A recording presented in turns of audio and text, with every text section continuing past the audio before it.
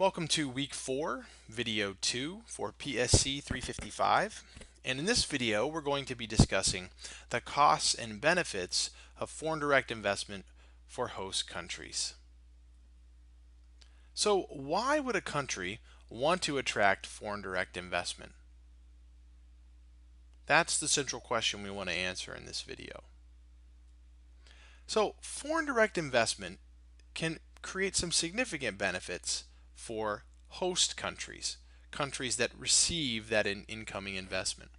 It can promote growth and development in some cases by bringing in new, higher paying jobs. We'll talk more about this in a few moments.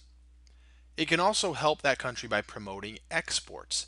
So if that firm moves there because of a locational advantage, for instance, lower labor costs, and then intends to sell the products that it produces in that country abroad, it can actually promote exports from the host country.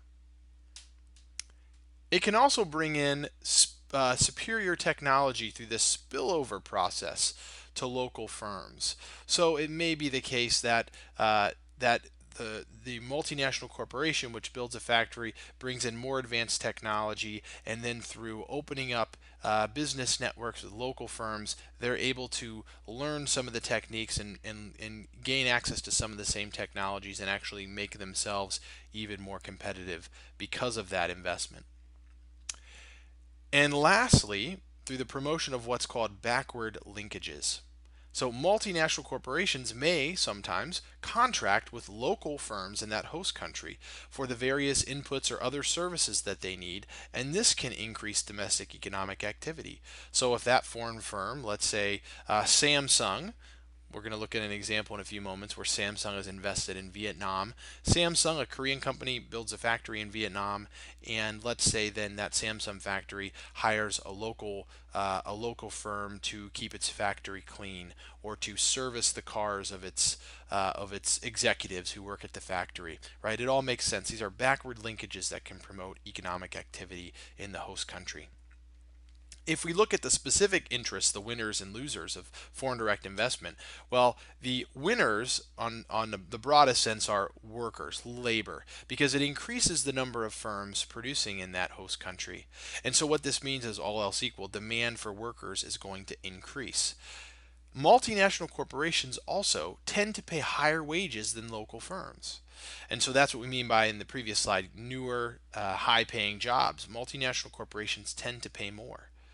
And labor may now have access to cheaper goods. So if you're a worker in that country and you want to consume the products that are produced by a multinational corporation that now has set up shop in your home country, the goods that that company produces may now be cheaper because they're not going to be affected, say, by a tariff.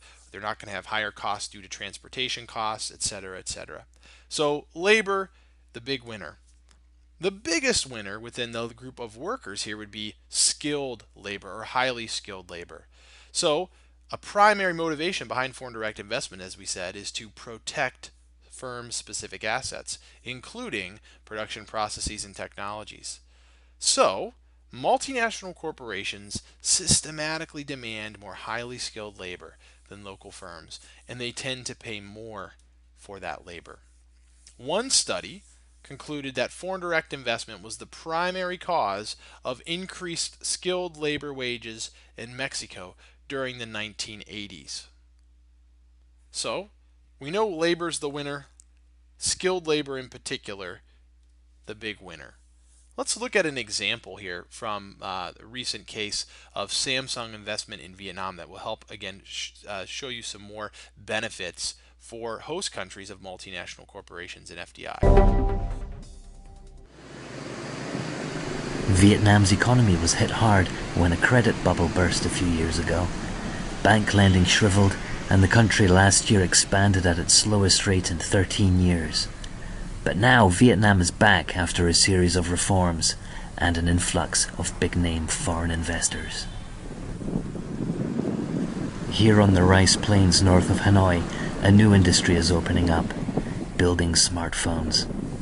Samsung has built some of its largest plants in the whole world here to produce its popular Galaxy series of phones and tablets.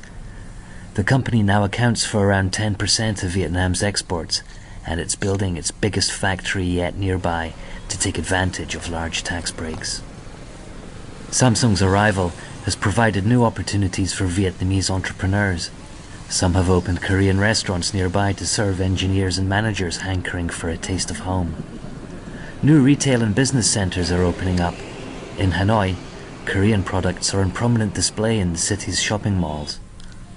Vietnamese themselves are also enthusiastically buying up devices which are aggressively advertised here. Last year, only Colombia saw a faster increase in the number of new smartphone users. But foreign investment is the biggest driver, and it's up 20% so far this year, keeping Vietnam's current account in the black while investors punish some of its less fortunate neighbours. This is James Hookway, reporting for the Wall Street Journal in Vietnam. Okay, so that summarized many of the things we just discussed, the benefits of foreign direct investments, but that doesn't mean everybody wins. There are some losers, and in this case, we would say that capital or capital owners or capitalists that are within the host country, they're the losers from foreign direct investment because FDI is going to increase the number of firms producing domestically in that host country. And so that's going to mean there's going to be an increased demand for workers, which all else equal should raise wages and increase production costs. So local firms are going to have to pay more to retain their talent, and they may lose their most highly skilled workers to those multinational firms. And foreign direct investment may also represent new competition. What if that foreign investor that's producing in that country is producing the same product now that's going to compete with your products domestically and perhaps be even cheaper because of that?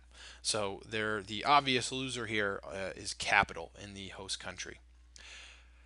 It's also worth noting there are some other downsides for host countries. One is the loss of local control, possibly. So historically, decisions about production within countries is something that's been made by local business owners, considering local conditions. Multinational corporation means that, hey, foreign managers are going to make production decisions considering global conditions, not local conditions. So in the case of Vietnam, which we just saw the clip about, some manager, a CEO in Korea, is going to be making decisions about whether or not to ramp up production in Vietnam or perhaps scale back production.